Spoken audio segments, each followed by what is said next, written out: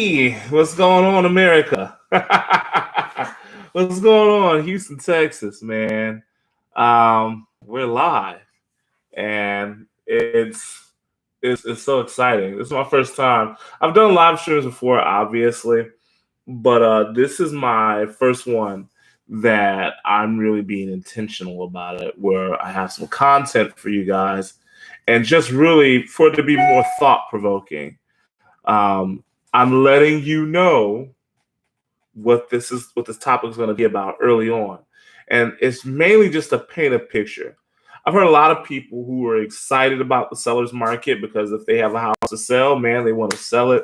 Let's go make this money. Let's get this guap. Let's go get this cheddar. Let's go get this cheese. And yet at the same time, you have people who are buyers who are like, ooh, it's a seller's market. Well, I'll just wait till it's buyers.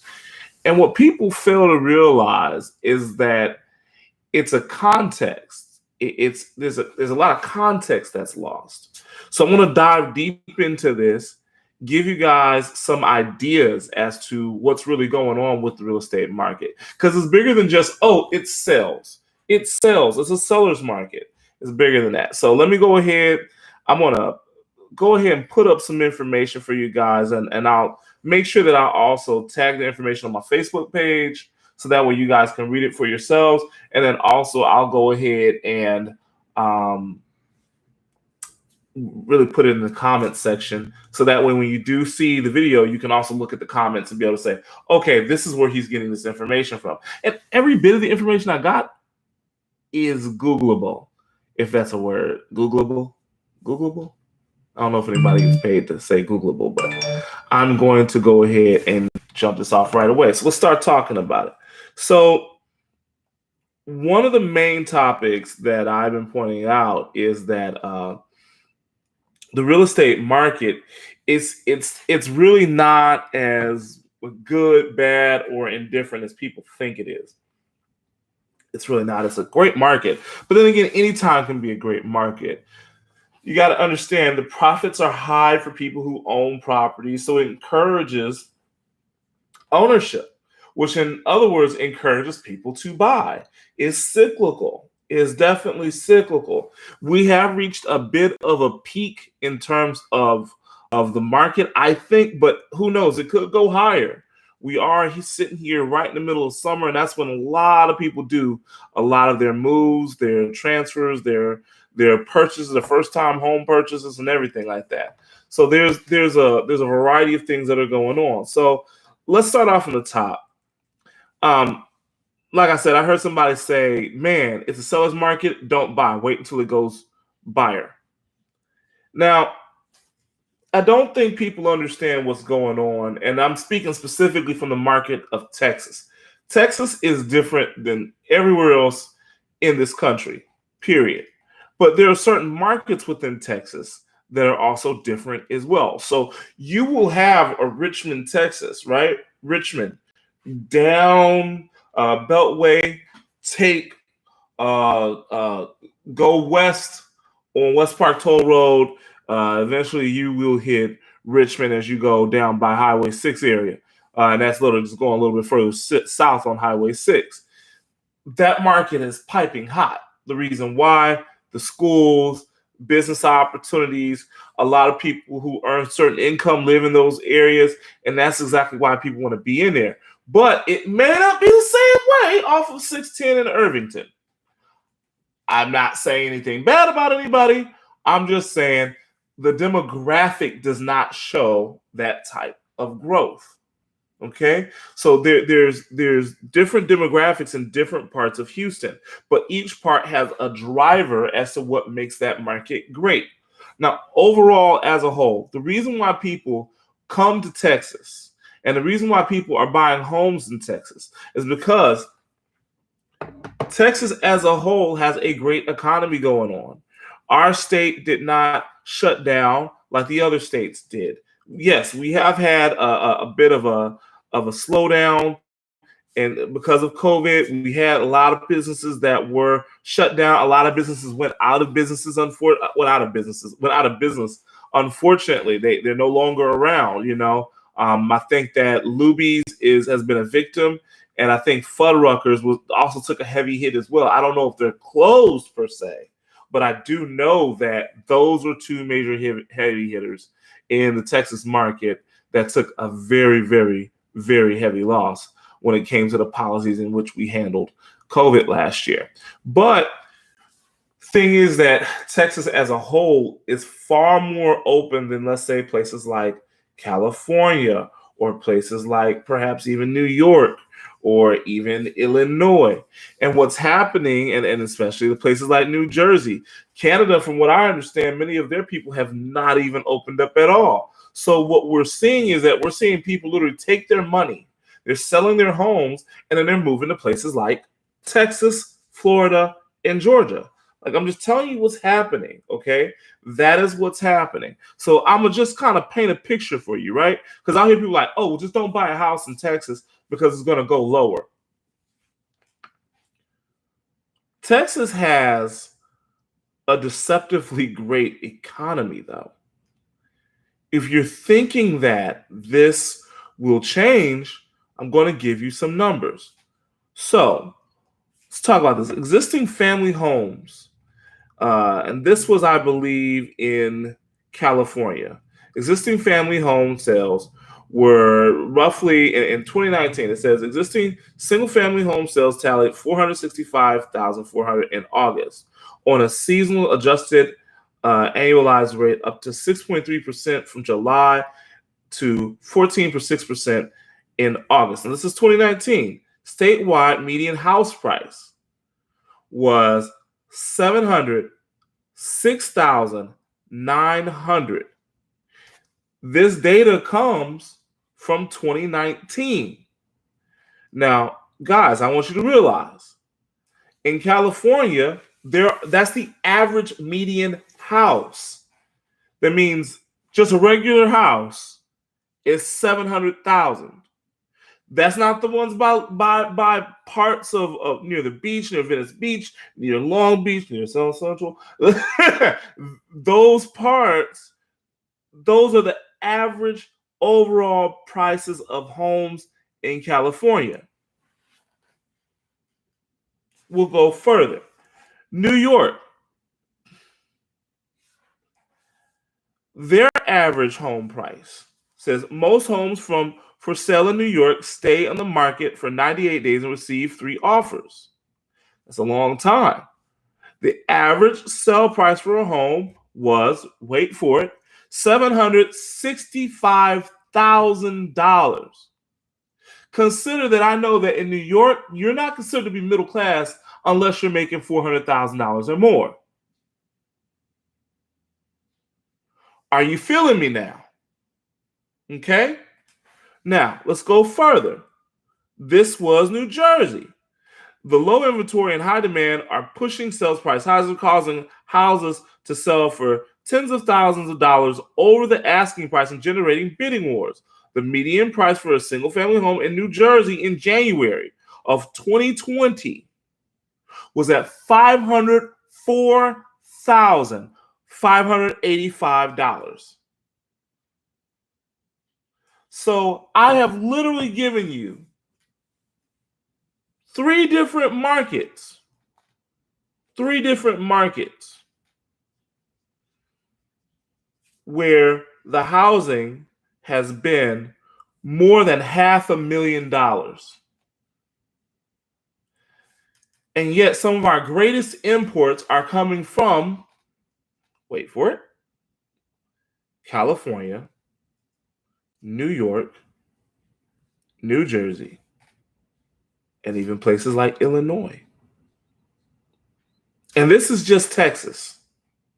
We haven't gone to Florida. We haven't gone to Georgia. And those places are booming. From what I understand, if the numbers are giving us any indication, again, guys, you can take any bit of information and literally spam it to make it mean whatever you want it to mean. This is over in Hawaii. Check this out.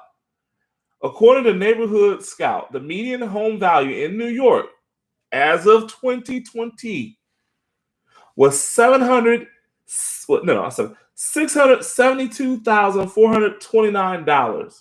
In fact, more than 82% of the homes are priced at $357,000 or more. But that is the average median of a house. Is to live on that island, you're going to spend more than, you can spend anything between 772, so not 772, 672. I'm sorry, my dyslexia, my low form of dyslexia is trying to kick in on me. But 672,000 to 357,000. Now, I want to paint a picture for you.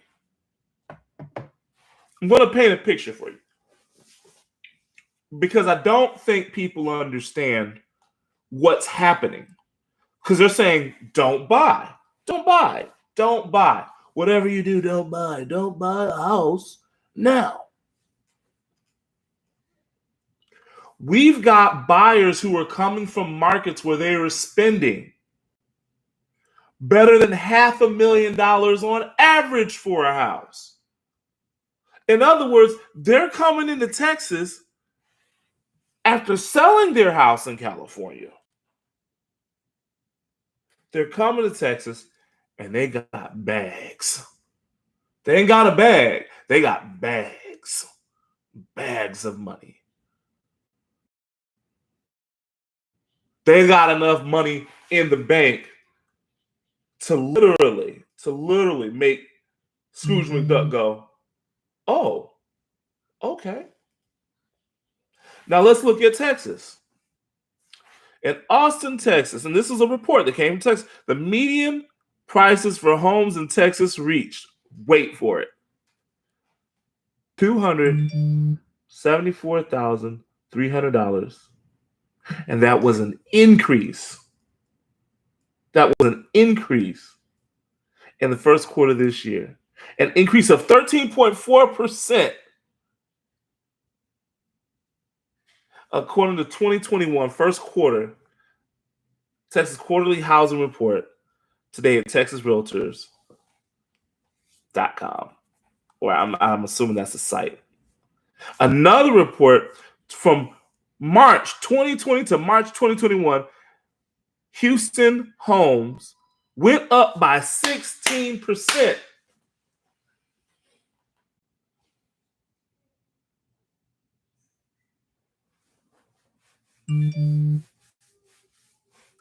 Do y'all understand what I'm trying to tell you? Now, forgive me.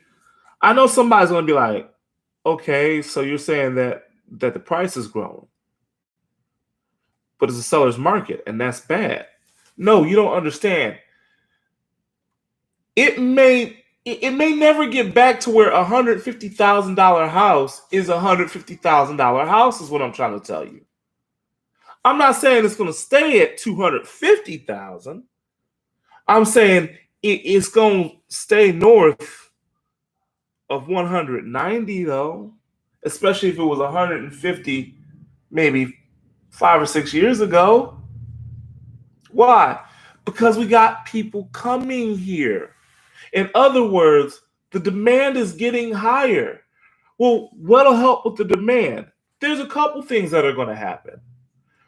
We're going to have the foreclosures kick off. The foreclosures are going to kick off, and they're going to be mean and nasty because you're going to see a bunch of investors running here who have more than $100,000+ in their back pocket, and they're going to run in, swoop up these houses like you would not believe, fix them, repair them, get them right back on the market, and that's going to take that house that was going for that was really valued at about maybe say 150 and take it from 250 or 270 or 260, however you want to look at it. It's going to bring it down to maybe right at about 210, 220.